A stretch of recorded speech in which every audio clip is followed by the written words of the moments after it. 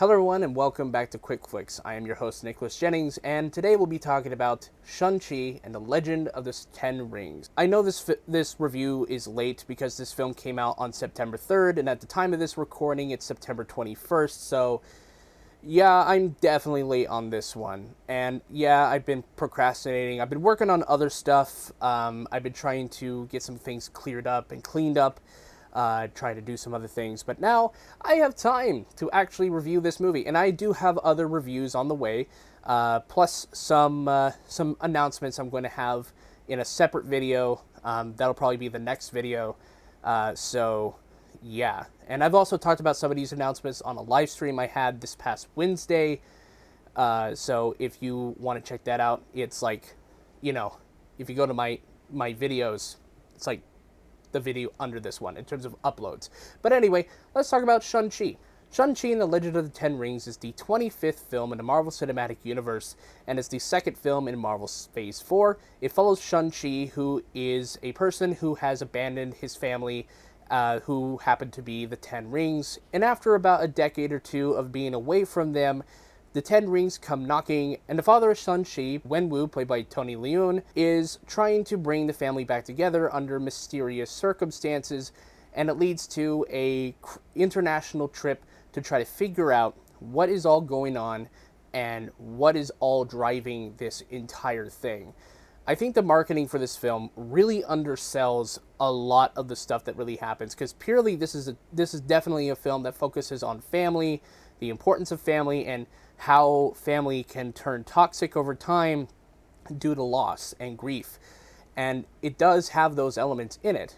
This is also definitely, yes, another familiar Marvel Cinematic Universe film with action and comedy and all this stuff, but it also makes room for heart, and it makes room for the big action set pieces that you know and love about the Marvel Cinematic Universe. I think the thing that I really like the most about this movie is the fact that this movie acknowledges Iron Man 3 in a way that, we pretty much knew the entire time. But unfortunately, people didn't like that twist, and so they wanted for a long time the return of the real Mandarin. And I think this movie does it in a way that is not terrible. Now, let's be clear here. The Mandarin in the comics is fucking silly, okay? First off, the name is really bad. It's just orange chicken. It is really bad. It's a bad name, and clearly it's a bad stereotype. And so they did the right thing, I believe, in just changing all of that and saying Wenwu is a conqueror who has been alive for 1,000 years, and has a family with this person who happens to be from a village that he had been trying to find for so long, and decided to settle down for a bit. And his whole life changes once she dies by the hands of this group that, takes some time to try to figure out who they are. And I think his personal story is actually pretty heartbreaking. Yes, he's definitely a villain because he uses power and force and terrorism to try to change the world as he sees fit, and has been a conqueror for 1,000 years, but he does have some, humanity to him. He does have a sense of naivete. He doesn't realize what he's actually going into, and even when he's confronted by his son, he still doesn't believe him. And personally, though, it does kind of remind me of, like, a certain Destiny storyline. If you don't know Destiny, there's a whole storyline with the Crow and I believe the Awoken Queen that had been killed off during the events of the Taken King. This Crow character had been, like, hearing the voice of his dead sister for a long time, and just so happens to realize, albeit almost too late, that an interdimensional being was actually the one calling to him and not his sister. And it kind of definitely reminded me of that. And it is the weirdest equivocation. You got Destiny, and then you got, like, Shang-Chi, and it's a weird connection, but I found it kind of funny, just a fun coincidence thing. But yeah, Shang-Chi is really good at action, I feel. I think this is some of the best action that the Marvel Cinematic Universe has been able to pull off in quite some time. Captain America and Winter Soldier is definitely, like, hands up in terms of hand-to-hand combat scenes, but I think what puts this one over the edge is that there is some physical comedy to it. much in the same way as a lot of like Jackie Chan style physical comedy, but at the same time also allowing for the camera to see all the action without, the shaky cam thing that Paul Greengrass stylized with the Jason Bourne series. And I think that adds a lot to the hand-to-hand combat scenes in a way that tells a story, and it's really well handled, and you can feel some of the hits too. There is some ridiculous stuff that happens in the movie too, but it's a fun comic book movie, right?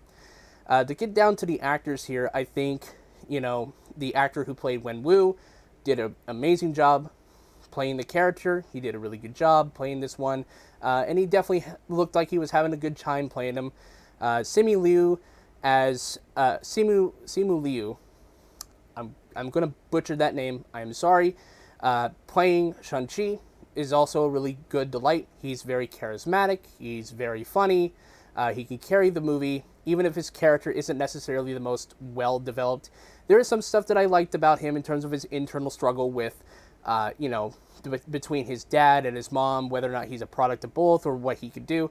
There's a lot of stuff with that that we don't really need to get into right now. Awkwafina as Kate. Okay, Awkwafina has had her fair share of criticisms over the years with the use of a black voice, or a black sense, which is definitely not something I'm going to comment on here because white. That's going to be for someone else's video, but I think she did a pretty decent job as Kate. And I think another thing that this film does well, that a lot of other Marvel films don't do, is that they actually have side characters that have an arc. Because Katie, at the beginning, is not necessarily a person that's willing to take a shot because she's kind of doesn't want to. She's kind of nervous about doing it. And the whole thing with her and the bow and arrow and the archery is just kind of a mini arc, and I actually kind of enjoyed that. Even if it's the smallest thing, it definitely added up to having a good payoff in the end. And then the actress who played Shang-Chi's sister in this film, apparently this is her first acting role, and I think she did a really bang-up good job for her first role. And honestly, I would not be surprised by that like end credit scene leading into like a sort of like fighting tournament style Marvel show that's like the 10 Rings Fight Club or something like that. It'd be kind of cool, but who knows? Who knows where they're going to take that in the future. There is some issues I have with Shang-Chi, unfortunately, and it's one that kind of just dangles in the air. So in the story, we are told that Shang-Chi murdered a guy, or had to kill the guy that killed, his mom because his dad sent him on that mission. And at first, he says he didn't do it, and then later before the battle, the big battle in the third act, he says he actually did do it. And it's kind of insinuated through context clues in this movie that this whole thing with his relationship to Katie and being with her family is somehow kind of like a sort of, like honest way of trying to, give back to the people that he hurt secretly. And I'm not sure if it's confirmed or not that, he killed Katie's grandfather, but it's definitely insinuated through multiple instances in this film that he probably did. Now, they don't necessarily address this, and neither does Simu Liu's character. He doesn't necessarily say that, he killed Katie's grandfather, but I also feel like, yeah, there's probably a good reason why they didn't address it in this movie, because it definitely would have undercut everything that was big about the third act. And I feel like that could possibly come back in the sequel. Who knows? And again, it's not confirmed whether or not he had killed Katie's grandfather. But if it does turn out that that was the case, then that's going to be a pretty interesting second movie.